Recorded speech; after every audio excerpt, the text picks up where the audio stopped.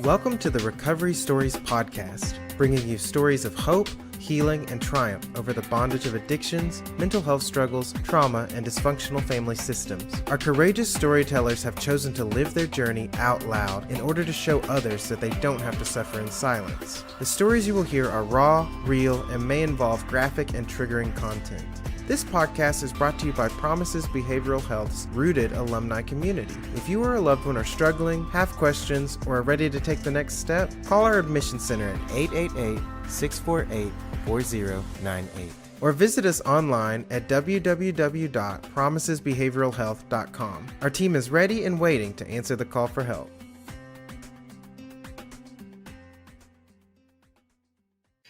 Hello, everyone, and welcome to this special episode of Rooted Recovery Stories. My name is Patrick Custer, and I'm your host. We are so glad that each and every one of you are here and have joined us today, either live or on replay. Just a little bit of housekeeping before we get into our guest today. As always, I ask that if you are getting a lot out of these stories, that you give us a follow, a share, a review, whatever platform you are connecting with us on. It helps our reach and this podcast to thrive. We do it as a resource to benefit the recovery community and those who need to find recovery in many different forms. So that's one way you can help us. Without further ado, I'm so excited to introduce our guest today, Jordan Thomas from the Jordan Thomas Foundation. Thank you so much for joining us. So glad to be here. So glad to always connect and talk all things recovery. So thanks so much for having me. Absolutely. You know, a lot of times the guests that we have on our podcast, I've gotten to hear their story a minimum of one time before, but I intentionally didn't go deep diving because I wanted this to be organic for myself today. And I know that you've got quite the tremendous story because of people we're both connected with. And I'm so excited to get into it. So with that, I'm going to turn the floor over to you to start to share. Where did your story begin? Wow. Geez. So I grew up in Chattanooga, Tennessee. I'm the youngest of three boys. And so I grew up, I was really I was extremely lucky in terms of the family that I grew up in. Like I didn't have a lot of stuff, so to speak. Being the youngest of three boys, my whole life, both my parents are doctors. And so a lot of the stuff I grew up with was, intellectual capacity was kind of the most sought after commodity in our family system, right? Like I was this young athlete. And so I was this able-bodied kid that I got all of the praise, all of the attention, all of my worth kind of came from what I was able to do with my body. Right. And so at the age of 16, I was hit by a boat propeller and lost both my legs that way. And so my whole life sort of took this massive shift at the age of 16. And so that's sort of what prompted my whole recovery journey and a lot of my journey. So that's where a lot of it started for me. Wow. So take us through that period. Well, first, I have a couple questions before we get into your story. So your story involves addiction, and I'll go ahead and say that. And before we get into that, I'm curious, did you have like addiction in your family history or mental health issues that you were aware of at all? Yeah, absolutely. And I'm a huge believer that there's a genetic element that I was, I had that genetic predisposition to being, for addiction to be a part of my story. So yes, there absolutely is a family history of addiction, anxiety, depression, mental health stuff. So, I come by it naturally. And I think for me, what that did was it helped eliminate some of that shame to think like I'm not defective, that I'm not bad or wrong because this happened, and sort of seeing my parents were open and honest about, my dad's in recovery and hearing him being honest about his journey. So I knew that there was an alternative. And so, I think my dad carries a lot of stuff around the fact that I'm an addict, a substance addict in recovery now. and my brothers aren't. I think he carries a lot of shame around that, but he also showed me that there's an alternative and that there's another way to do this thing, right? So, yeah, absolutely. I come by it naturally, and I think I didn't really have a chance. I think I was born with it. Yeah, same here. So did you had the disease symptoms of addiction started to pop up before your accident, or was this something that came about afterwards? No, totally. I mean, it started before my accident, but as a 16-year-old boy, you can imagine what, like, it was sort of this perfect storm, right? I had just been sort of introduced to alcohol, and I'm predominantly, believe it or not, I'm predominantly an alcoholic, right? Like that was like the easiest thing to get a hold of. It was readily available. Like, that was like my thing. That was my first true love, was like booze, because it let me feel a part of. And like so often we hear this with people in recovery, right? Like I didn't feel a part of, I didn't feel like I really fit in. And then I met alcohol and I fit in. Like I felt more comfortable talking to women. I felt more comfortable in my own skin. I felt more comfortable in a lot of ways. And so, yeah, alcohol, but I kind of knew. I didn't have that. Like you hear some people say, like, the second I took a drink, I knew I was going to be like, I didn't really have that. But I certainly loved it. And I loved the way it made me feel. And I loved the way it quieted those like internal messages, those sort of like, you're not good enough, you're like, all that stuff. Just shut that stuff out. And I was like, sweet. Yeah. Man, I hear that so much. So I don't know how to ask that. This is the most the most simple way I can ask this. Had you experienced any form of trauma before this boating accident, or was that your first big, piece of trauma that you were going through as a 16-year-old? Yeah, I mean, it was the first major big T trauma I'd experienced.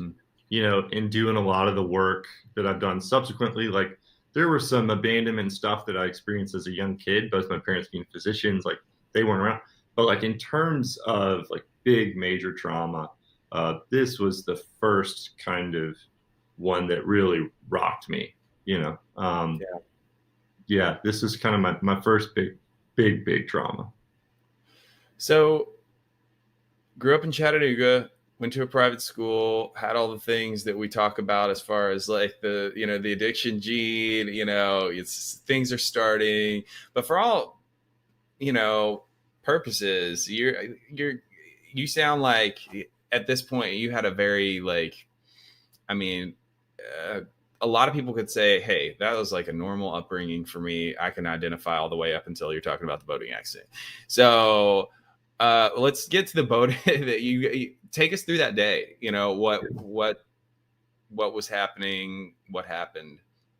Well, I think before that, like, I think you're absolutely right. Like, listen, I'm fully aware of the privilege, right? And I think that speaks to the disease, this disease, right? Is that like, it doesn't care.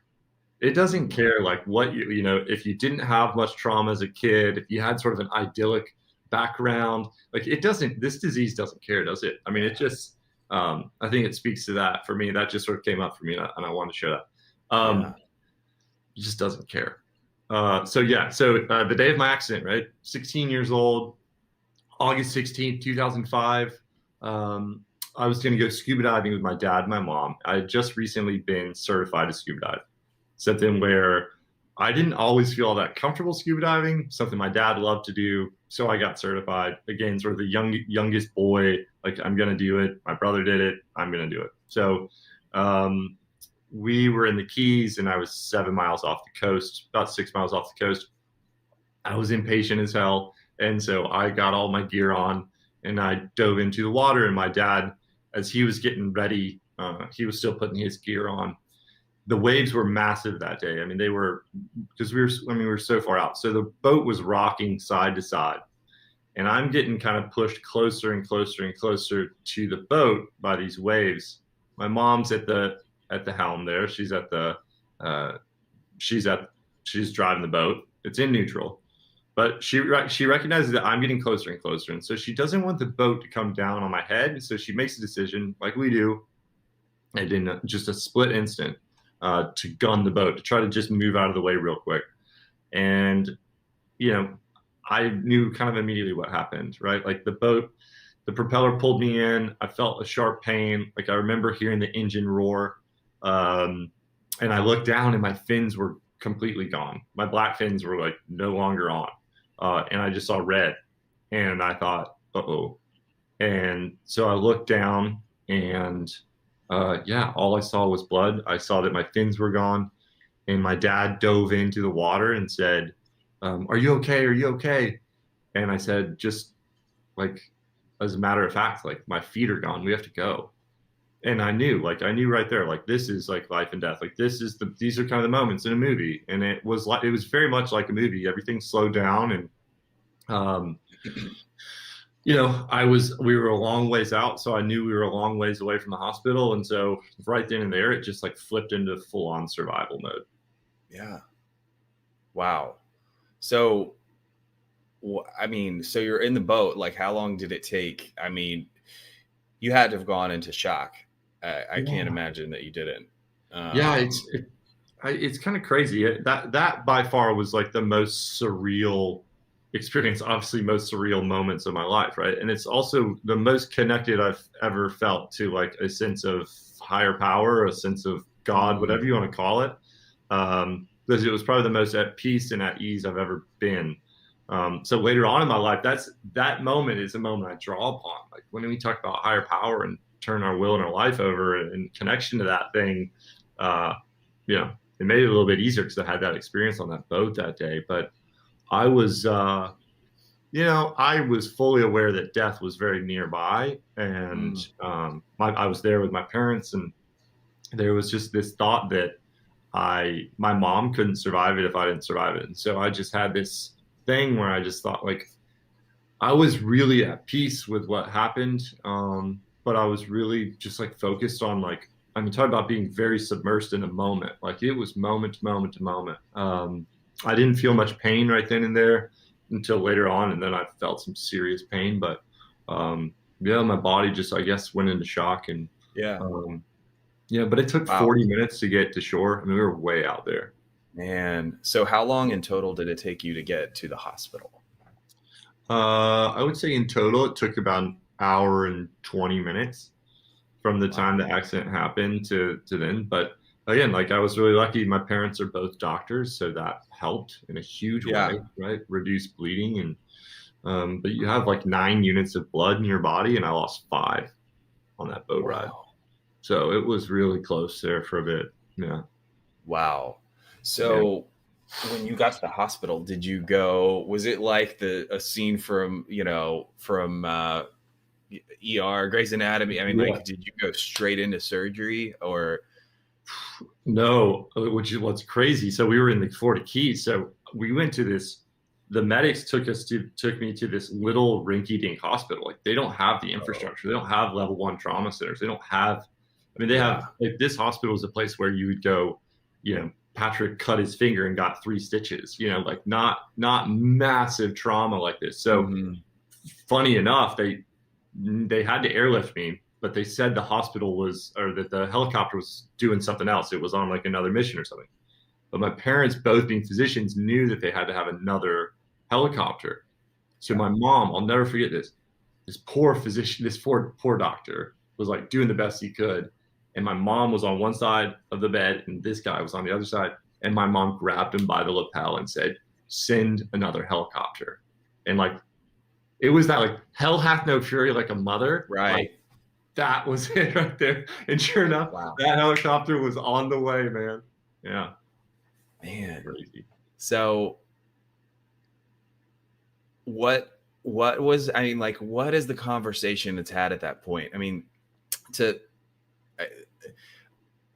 You go to the hospital and what did they tell you? They said, this is what happened. This is what it looks like. This is what procedure we're going to have to do. Like, what did you, or were you even at that point conscious enough to be aware? Did they just take you in and do what was next? Yeah, no, I was fully conscious and I knew, like, the writing was on the wall, so to speak, right? Like I knew, like, my legs were so injured. I knew that I was going to lose my legs. Like I knew it. So really, there was no discussion for it. I get into the helicopter. I land in Miami, and I go immediately into surgery.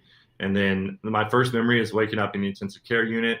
But I knew it wasn't like in a movie where, the guy wakes up from war and he's like, oh, where are my legs? Like, I didn't have that. I knew, I was fully aware. Like, I saw the injury. The injury was terrible. And I know that they didn't have any option to save him. Yeah.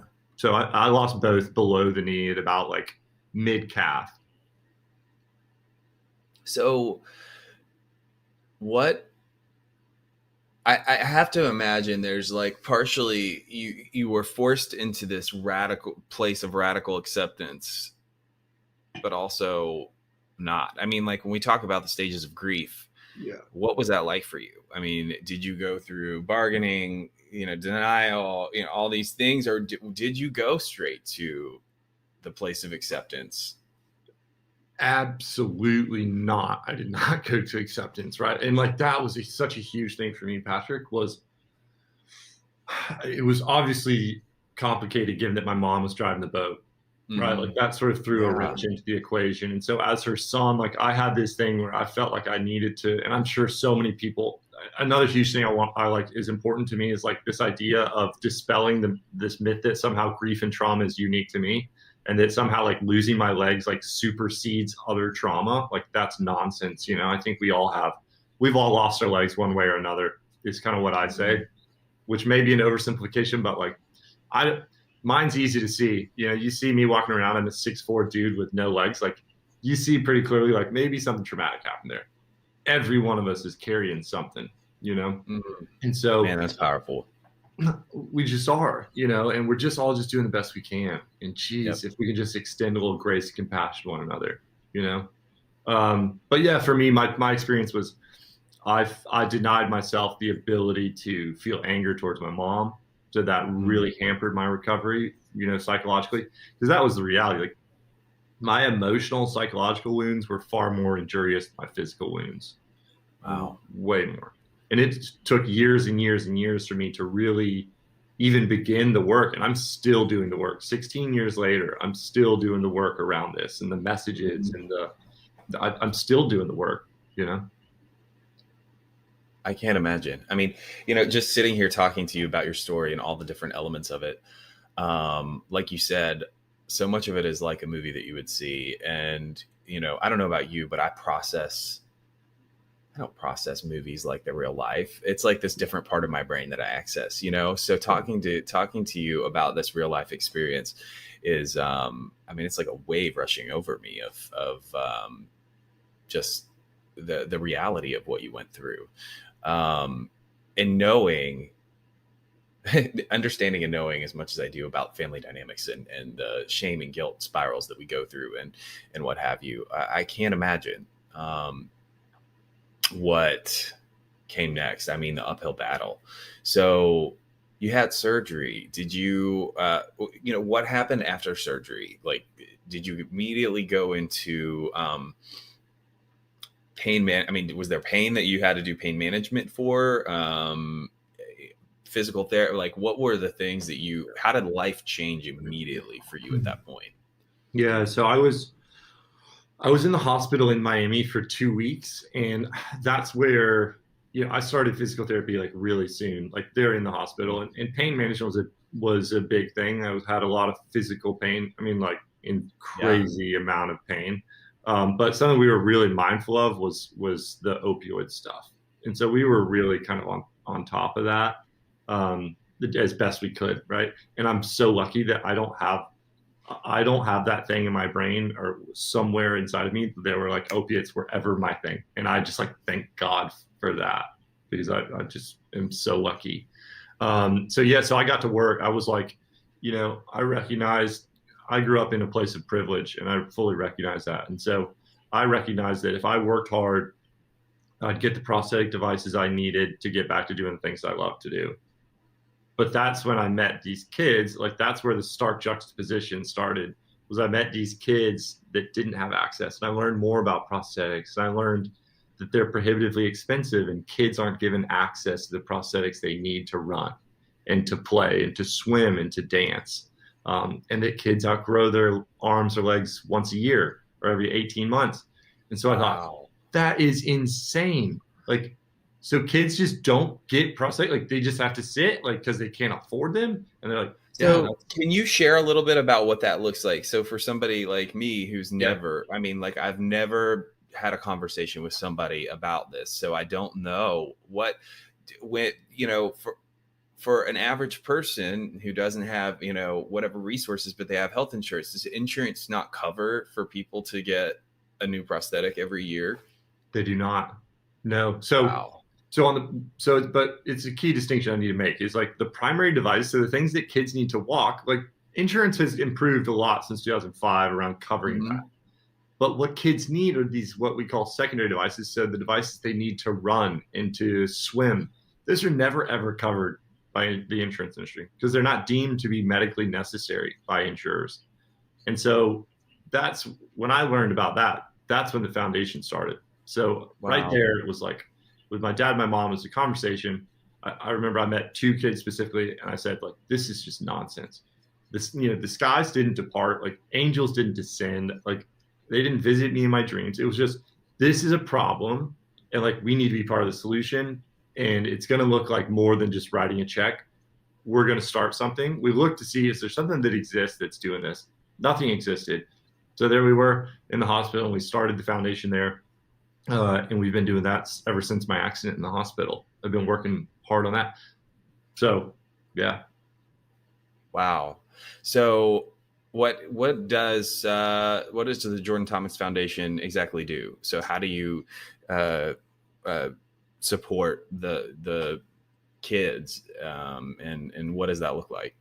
So we provide the prosthetic devices they need to live active and healthy lives. And so, but beyond that, we're fierce advocates and kind of, I'm like a tiger mom for these young amputee kids, right? So it's like my job is to provide them with as much as they need to be active and healthy and to eliminate barriers for them and their families. So if kids are outgrowing their legs every 12 to 18 months, like we're there to provide them with those activity limbs that they need. If they need help covering expenses to get there, to get that prosthetic device, we'll pay for that. If they want to go to a hip hop dance class, we'll pay for that. If they want to go to a summer camp, we'll pay for that. So we're doing that now. So we have 80 kids right now that we support full time until they're 18. Wow. So yeah, I think we're doing really well. It's grown way beyond what I imagined. I'm really proud of the work that we do. I think there's more work to be done around community building and the mental health element. So that's something that we're starting this weekend. Actually, we have 32 families that are coming in town to discuss the challenges they face. So yeah, the work that we do, I mean, it alters lives in such a profound way and in such a real, tangible way. I mean, we have kids that go from, they're literally scooting around on their hands and their butt to like they're running 72 hours later. It's incredible. Yeah. Oh, man, that really is amazing. So when kids get involved and they get approved to become part of your foundation, you all support them in the ways that they need. And it's like, they're yours and you all support them, like you said, till they're 18 and what they need to be mobile. Exactly. Man, how cool is that? That is amazing. So I love that y'all are starting the discussion surrounding mental health and all that's involved with that, because like many things, we talk about in the mental health realm all the time. There are sometimes you can look at a therapist's profile on Psychology Today, and it's like lists all the things. I mean, literally, they've checked off all the boxes that and so if you were to go look for a therapist in any town, there are so many people that technically say they can work with or whatever, all these different things. But the truth be told is that, you're talking about a very highly specific type of trauma that is involved, with losing your limbs and whatnot. And so the fact that y'all are starting to, look at that and bring that under your umbrella is really cool. I can only imagine that it's really strongly needed. And excited to hear how that pans out in your mission. So, in talking about the mental health aspect, I want to touch on a little bit and open that box. So you started the foundation. You weren't processing what was going on with your feelings around your mom, couldn't open the anger.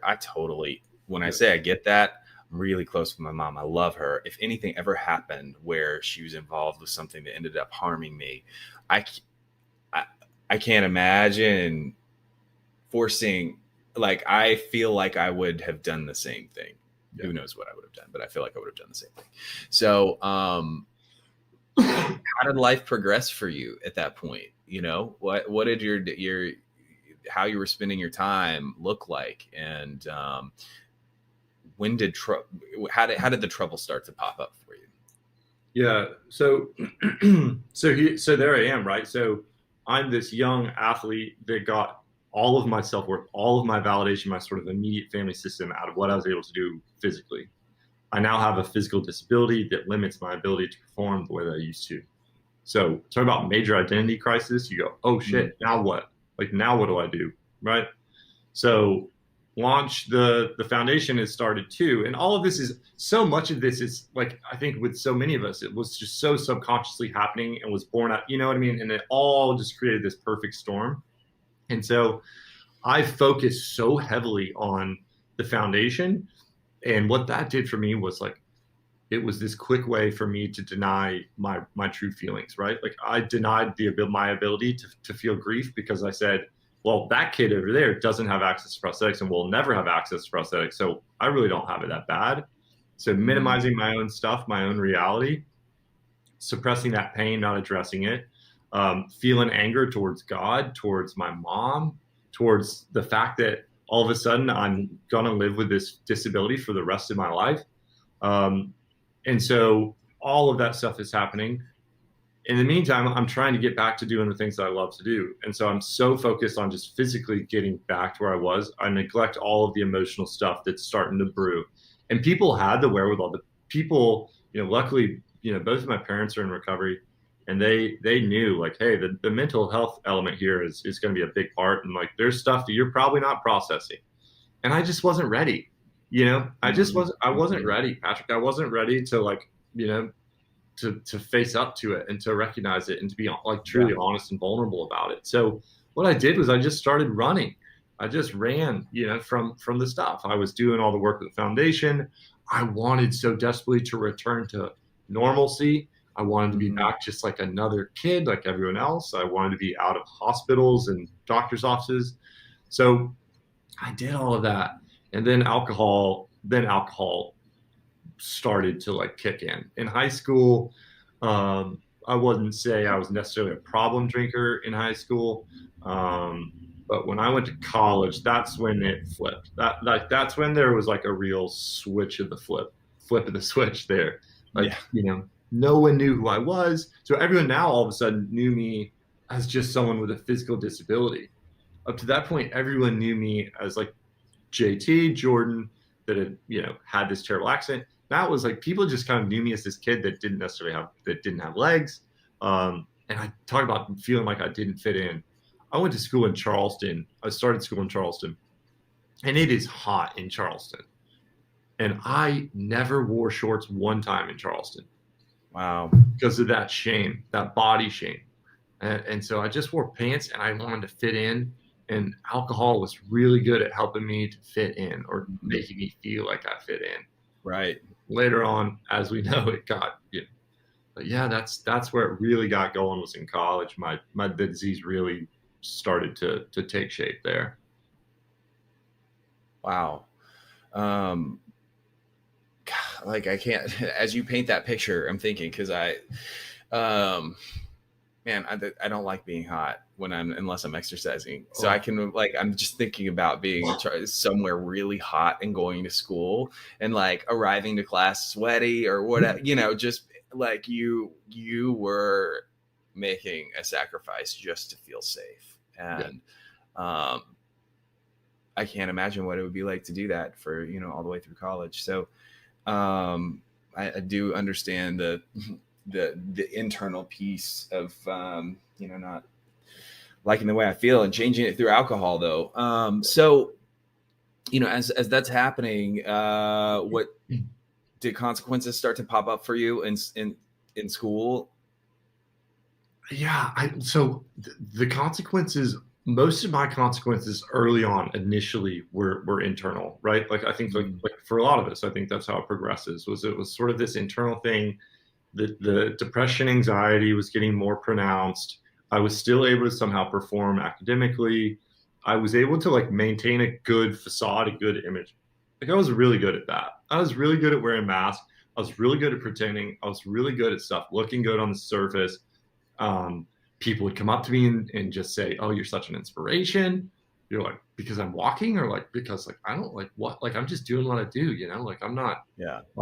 And so I kept kind of a lid on it in a lot of ways, especially my folks. They were hundreds of miles away. So, but what I started to recognize was like when I would drink, if I had one, I knew 2, 3, and 4 were going to come. I didn't know what was going to happen beyond that. And so it started to become that. It was like lottery. You were just pulling out of a hat, like what was going to happen that night. Right. And so here I am, I've got all of this unresolved trauma, all of this unresolved grief I've got a tight lid on. But when I would really get going with alcohol, that lid would start to come off and stuff would start to seep out. So I would either be in tears, like absolutely just a puddle, like with just overwhelmed with grief. Didn't like to feel that. Definitely got that message growing up in a predominantly male environment. Tears are not okay. Tears are weak. That macho nonsense. Yeah. Got inundated with that growing up. So I would get angry. Right? I would get big because it gave me that sense of empowerment. Like I'm not, so I would get angry and I would, I loved a good brick wall punching bat and stuff when I would drink. And it was like, so people started to see that. And then I would have to have those uncomfortable conversations the next day of piecing together, hey, what happened? What did I do? And so those were kind of my first consequences were those like, oh, I did that again, or I cried in the bar, or I caused a scene, because I just didn't know it. It was like, it was out of control. At this point, it was out of control. I just didn't know what was going to happen. And with that amount of unresolved grief and trauma, like you just never knew. It was a roll of the dice. Wow. So you made it through college. I can't say unscathed, but did you make it through college? Well, I went to treatment for the first time after my junior year of college. And so after my junior year, I've had enough of these nights of like, I would have times, where I would wake up in the middle of the night thinking I was still in the water. Like I would wake up thinking like, oh, I'm in the water. I'm not safe. And there was enough of these events, enough of this stuff where I said, like maybe we need to go get help for this. I was not ready to address the alcoholism and the substance abuse stuff, but I recognized trauma was trauma and that I had unresolved trauma and grief. So I go to treatment for the first time. I'm not really forthcoming about my addiction and what's happening there.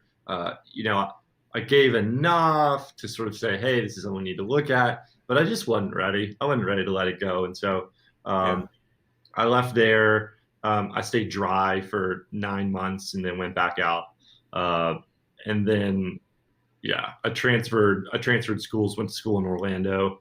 And that's when, I think it's progressive disease, right? And that's where it progressed to another level of like, more frequency, starting earlier and earlier in the day, like all of the red flags, all the telltale signs of alcoholism and chemical dependency, they were all there. I just wasn't ready. I wasn't at the end of the rope. I hadn't reached my bottom yet. And that came, my bottom, I didn't hit my bottom until about 2017. So there were a couple more years of that. But at the same time, right, the foundation is still there. I'm still getting like all this external praise and stuff.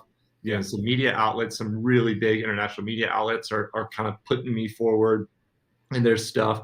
So there's this massive, conflict here of like, here I am to the external world, but like, you don't know that likely when I leave this interview, my friend vodka is in the freezer waiting on me and I'm going to hit that to like ease some of this pain and grief and sorrow. I can tell you this story that I think you want to hear, but like you don't really want to hear about the body shame and the guilt and the pain, because I wasn't there. I didn't have the tools, man. I just didn't have the tools. Wow. So what happened next? Yeah, so I went to Europe. I lived in Europe for a couple of years, and then I moved back. I lived in Atlanta, and my drinking progressed. I was at this point. I'm a daily drinker. Pot's is another part of my story. So I was smoking a lot of pot. So I was drinking pretty much daily at this point. And then two of my friends, like a big kind of watershed moment for me. I lived in an apartment with two friends, and they both moved out to move in with their partners because they were going to get married. I did not have a partner. Like I didn't have a partner. I mean, I was not dateable at this point. Right. I mean, I was an active disease, like active addiction. Like I was not, I wasn't like, I was no shining knight. Right. And so like, so they move out. I'm then now living by myself. I have no oversight. And for an alcoholic like me, not having any sort of accountability, I was still working remotely for this job in Europe. I didn't have any roommates. My parents were far removed. My brothers were far. So I was on my own really. And that's when it hit the accelerator to a point that I couldn't have imagined. I was drinking around the clock at this point. I'd wake up, the four horsemen that they talk about, like they were there. So I would make my way to the freezer. I would drink. I would pass out. I would drink. I would pass out. And then it just got to the point where I was at that jumping off place, man. I cannot imagine it will ever get better. And I cannot imagine that it will just never get better. I mean, I was convinced that it is going to be this way forever.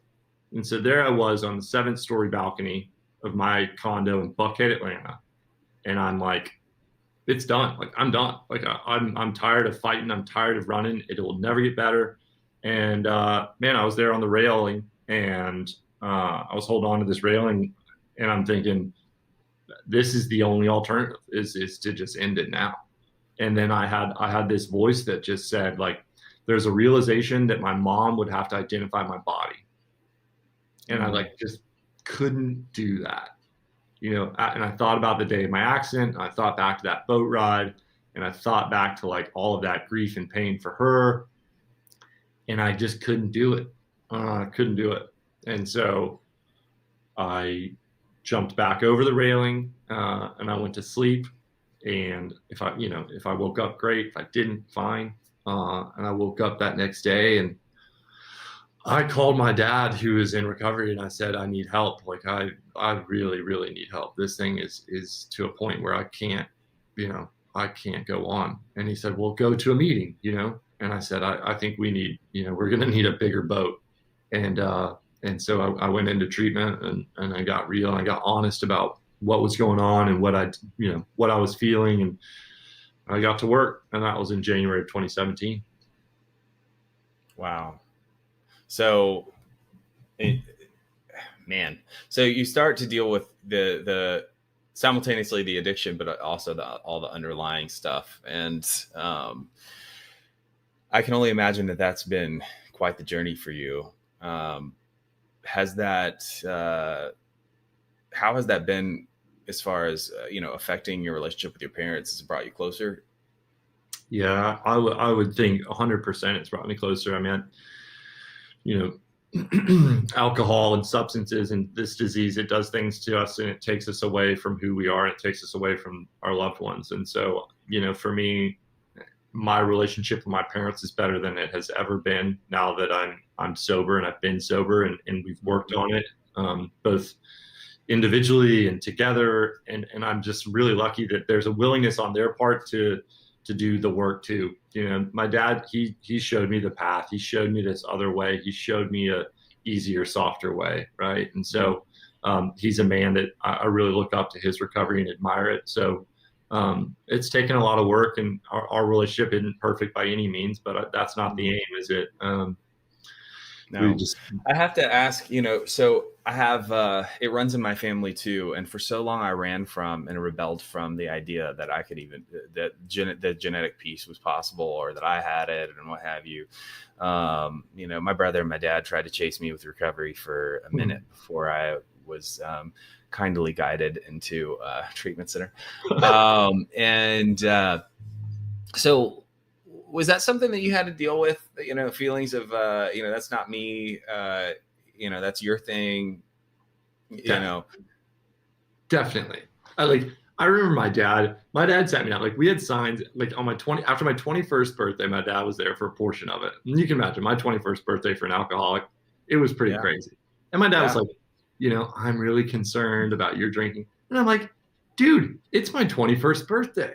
Like, of course I'm going to drink like, a savage. I'm going to go ham on it. And so, but yeah, no, completely. I thought I had all of those misconceptions of recovery. I thought the fun is over. My life is over. That's y'all's thing. You guys just go like pound a Bible, I guess. I don't know what y'all do, but I know you go to meeting, like you go sit in a room for an hour and it's weird and you guys drink coffee.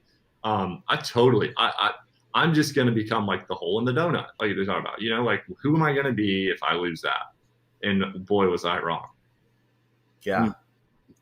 So what do you remember? What was there a turning point that you went from, you're on the precipice of suicide and, and then, you come back inside, but you don't really care. You go through the thing that many of us have been at that point of really just being like, I do not care if I wake up. Yeah. And saying like, well, this is definitely not what I want to do. What was the point where you switched from, I don't want to die, I can't do this, I can't harm the people I love, to actually love life, I enjoy life, I want to do this thing called recovery? Was there a moment or a time frame that you remember that that shift happened for you? Man, for my first couple days in treatment, like I was still suicidal. Like I was still suicidal. Like I don't want to do this thing. And I think probably I was lucky enough to go to treatment in Arizona. I would say it was probably a couple weeks into my stay there in treatment where I just got back to I saw sunrise and I started to see color again. I started to hear birds, I started to feel kind of alive again and not surviving, but wow, I'm alive. And I saw the people around me. I saw the light come on in other people. I saw the kind of the juice and the fire ignite in other people. And that to me was extremely attractive, right? I was like, wow, these people, I saw that. And so it wasn't a moment, but it was just kind of these it was sort of all of these parts came together. And I sort of it just clicked for me one day. And I was just so willing. I was so willing to do whatever it took to not go back to that place where I was feeling on that balcony.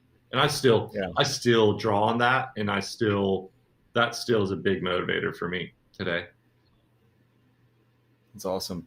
Not all of us have such a snapshot of, where it ended for us, to go back to. And it's weird when we talk about the blessings that addiction, not the blessings that addiction gave us, but how, our there are certain parts that have been able to use, that are used for the good of perpetuating our health and recovery afterwards, for sure.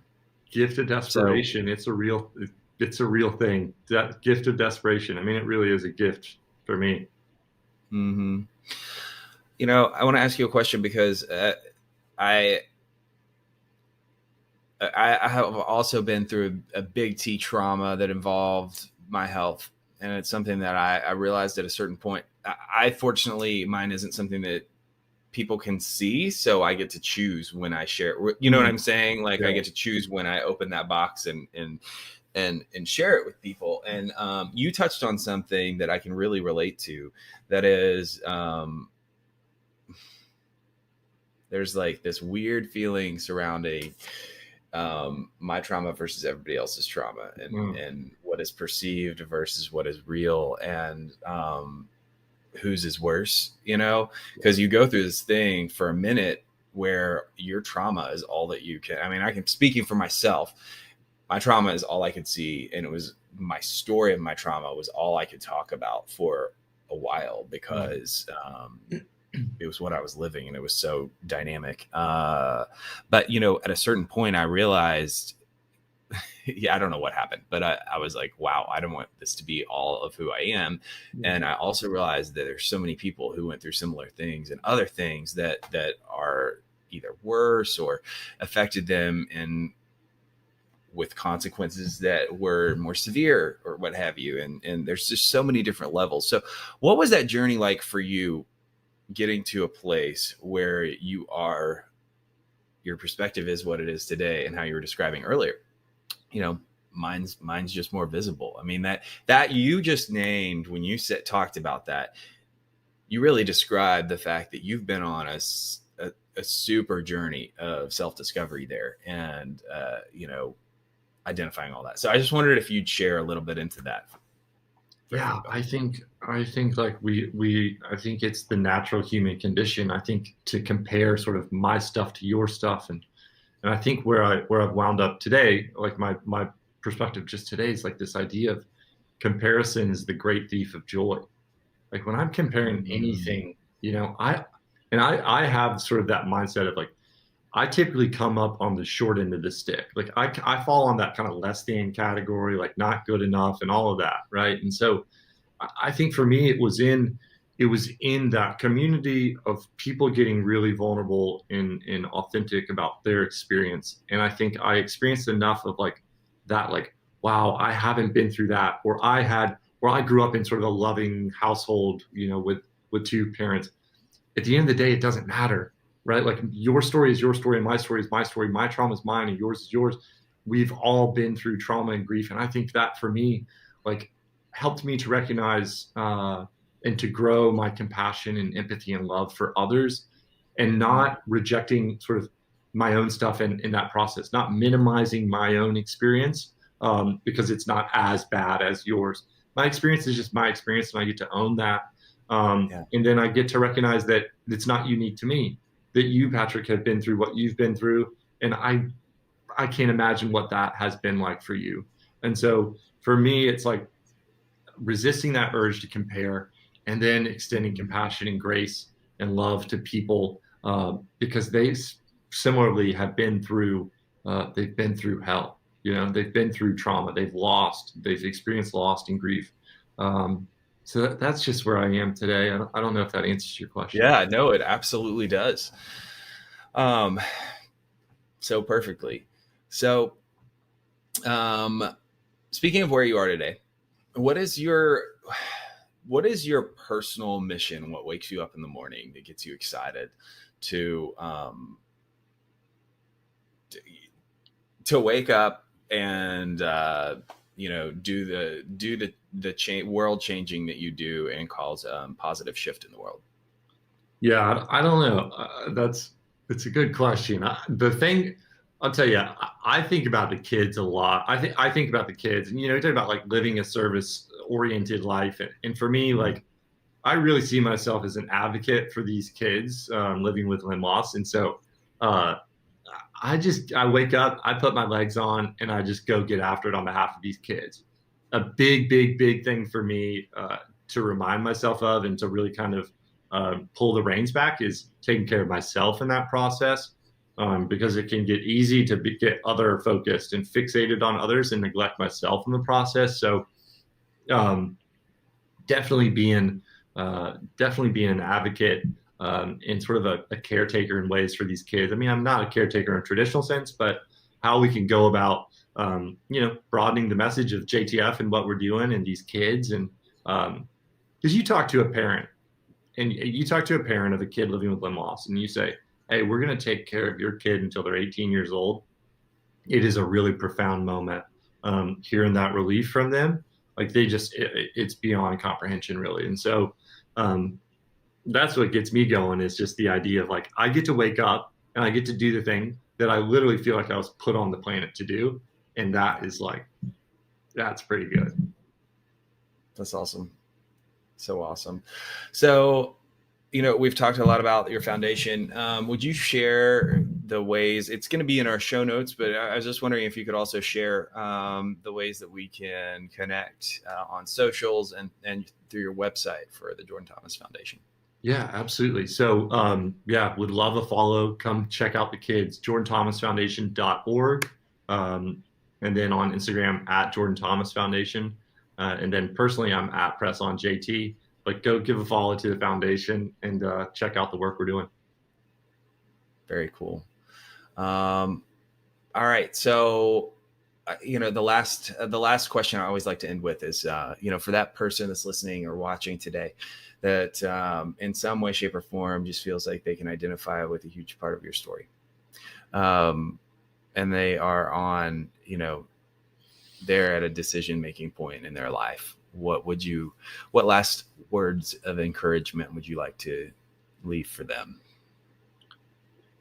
I would say this. I would say, no matter what, you are precious, you are valuable, and you are worthy, no matter what, simply because you breathe.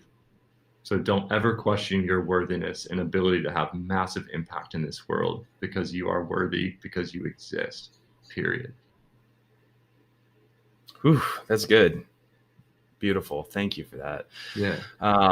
And I want to close out by reminding everybody that it is never too late to start loving yourself.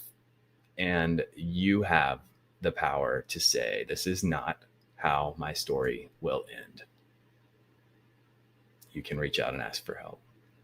With that, we'll close out. Thanks everybody for watching and listening. For more information on today's episode, check out the show notes. Recovery Stories is brought to you by Promises Behavioral Health's Rooted alumni community. If you or a loved one are struggling, have questions, or ready to take the next step, call our admission center at 888-648-4098. Or visit us online at www.promisesbehavioralhealth.com. Our team is ready and waiting to answer the call for help. Whether you're watching on YouTube, Facebook, Instagram, or listening on Spotify or Apple Podcasts, please share with your friends. Follow, subscribe, and leave us a review. We are grateful for you and hope that you have been encouraged by today's episode. As always, remember you are only one decision away from a completely different life, and it is never too late to start loving yourself.